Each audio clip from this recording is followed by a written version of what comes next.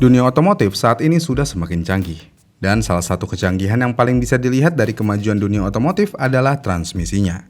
Mungkin kalau zaman dulu, transmisi khususnya di truk semuanya manual. Kenapa? Ya karena transmisi manual bisa memberikan semua torsi yang ada dari dalam mesin. Namun saat ini transmisi untuk kendaraan berat seperti truk sudah semakin maju. Karena beberapa produsen sudah menggunakan transmisi matic untuk truk. Menariknya di sini adalah transmisi matic sudah menjadi hal yang biasa saat ini untuk dunia truk. Tapi sayangnya di Indonesia sendiri transmisi matic untuk kendaraan seperti truk sepertinya masih jarang digunakan. Pertanyaannya, kenapa transmisi matic di truk jarang digunakan di Indonesia? Jadi Indonesia adalah negara dengan demografi kepulauan dan Indonesia juga dilewati dengan jalur khatulistiwa.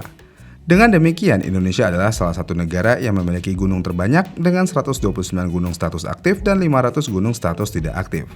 Dengan kondisi yang ada, Indonesia jadi memiliki kontur jalan yang cukup unik.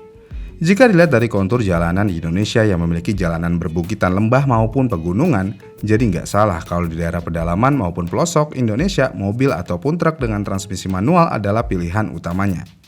Tapi selain karena kondisi jalanan dan kontur tanah, kenapa truk di Indonesia jarang menggunakan transmisi otomatis? Jadi mobil dan truk off-road yang jurusannya ke pelosok-pelosok daerah itu memang menggunakan transmisi manual. Selain transmisi manual itu lebih kuat di tanjakan, kalau gearbox kemasukan air saat di perjalanan, biaya untuk pembetulannya juga akan lebih murah. Selain itu, spare part-nya juga lebih mudah diganti. Bengkel di pedalaman yang jauh dari kota besar kemungkinan besar pasti bisa membetulkan truk manual. Jika dibandingkan dengan truk matic, tentu aja biayanya akan lebih besar. Dan biasanya untuk pembetulan matic itu harus ke bengkel spesialis matic, yang mana jika terjadi kerusakan pada matic di perjalanan jauh dari kota besar akan merepotkan si supir. Tapi apakah truk dengan transmisi matic ini jelek dan tidak bagus untuk digunakan di pedalaman? Sebenarnya nggak juga, karena transmisi matic sekarang itu jauh lebih canggih dibandingkan transmisi matic pada saat zaman dulu. Bahkan ada beberapa orang yang berspekulasi kalau transmisi matic di truk lebih efektif dan lebih handal di berbagai medan. Kenapa bisa? Ya karena gearbox transmisi matic lebih kuat menahan torsi besar ketimbang transmisi manual karena di transmisi manual ada gigi sinkromes. Yang mana jika gigi sinkromes ini sudah rusak maka akan membuat gigi transmisi loncat. Misalnya sudah masuk gigi 1 untuk menanjak, tiba-tiba gigi forsnelling loncat ke netral. Dan itu bisa membuat truk langsung hilang tenaga saat tanjakan dan gak kuat buat tanjak. Kemudian kelebihan berikutnya adalah melipat gandakan torsi. Maksudnya gimana? Jadi karena transmisi matic itu sistemnya langsung tanpa harus mengoper gigi seperti manual, truk masih bisa merayap pada kecepatan terendah. Sedangkan jika truk melaju merayap dengan transmisi manual, biasanya ini akan dicapai dengan gas tinggi dan diawali setengah kopling sehingga kopling lebih cepat aus dan cepat rusak. Makanya kita nggak heran kalau di puncak misalnya ada truk yang nanjak dan jalannya merayap pasti akan bau gosong kampas kopling. Karena memang si supir harus main di RPM tinggi dan ngatur RPM pakai setengah kopling. Lalu kemudian untuk perawatan transmisi matic itu sebenarnya lebih cepat dan simpel dibandingkan manual. Kita ambil contoh, jika kalian ganti oli, filter, dan gasket matic itu cuma urusan sejam di bengkel. Sedangkan ganti kopling itu pekerjaan seharian penuh, besar kemungkinan mobil menginap. Selain itu, matic di zaman sekarang bisa lebih irit daripada manual. Kita bisa buktikan dengan perbedaan putaran RPM pada mobil matic dan manual. Di mobil matic biasanya hanya sampai 2000 RPM aja, mobil akan berjalan terus dan akan selalu naik ke gear berikutnya setelah di 2000 RPM jika transmisinya AT. Jika di CVT akan mengembangkan belt bajanya semakin besar yang membuat tenaga tidak akan hilang. Jika di transmisi manual, truk harus di RPM 3000 ke atas untuk bisa mencapai tenaga yang dicapai untuk ganti gigi. Yang mana jika truk digas di atas RPM 3000 terus akan membuat konsumsi bahan bakar cepat habis. Akan tetapi di Indonesia kenapa masih banyak truk manual daripada matic? Salah satu faktornya adalah si supir itu sendiri. Di Indonesia mayoritas supir truk sudah terbiasa menggunakan transmisi manual sejak awal mereka belajar mengemudi. Karena dengan transmisi manual supir truk seakan-akan bisa mengendalikan penuh mobilnya. Dan banyak pengemudi merasa lebih percaya diri serta memiliki keterampilan untuk mengoperasikannya dengan baik. Walaupun yang kita tahu kalau konsumsi BBM-nya akan lebih boros, tapi karena faktor kebiasaan yang sulit dihilangkan ini yang membuat truk manual tetap lebih banyak. Selain itu, jumlah mekanik yang memiliki keahlian dalam memperbaiki transmisi otomatis masih terbatas dibandingkan dengan mekanik yang terbiasa menangani transmisi manual. Dan hal ini membuat banyak pengusaha lebih memilih truk manual karena perawatannya lebih mudah dan tidak membutuhkan tenaga ahli yang khusus.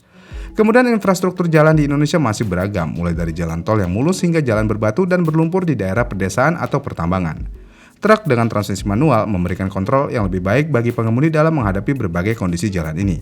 Misalnya ketika melewati tanjakan curam atau jalan yang licin. Pengemudi truk manual dapat menyesuaikan gigi dengan lebih fleksibel untuk mendapatkan tenaga yang optimal. Sementara itu, transmisi otomatis mungkin akan mengalami kesulitan dalam menyesuaikan putaran mesin dengan kondisi jalan yang ekstrim. Kemudian alasan lainnya mengapa truk di Indonesia masih dinominasi oleh transmisi manual adalah faktor biaya. Truk dengan transmisi otomatis cenderung memiliki harga yang lebih mahal dibandingkan dengan versi manualnya. Tidak hanya harga belinya aja, tetapi juga biaya perawatan dan suku cadang transmisi otomatis yang lebih tinggi membuat para pengusaha logistik lebih memilih transmisi manual yang lebih ekonomis. Di Indonesia, banyak pengusaha transportasi yang mencari kendaraan dengan biaya operasional yang lebih rendah. Truk manual lebih hemat dalam hal perawatan karena sistem transmisinya lebih sederhana.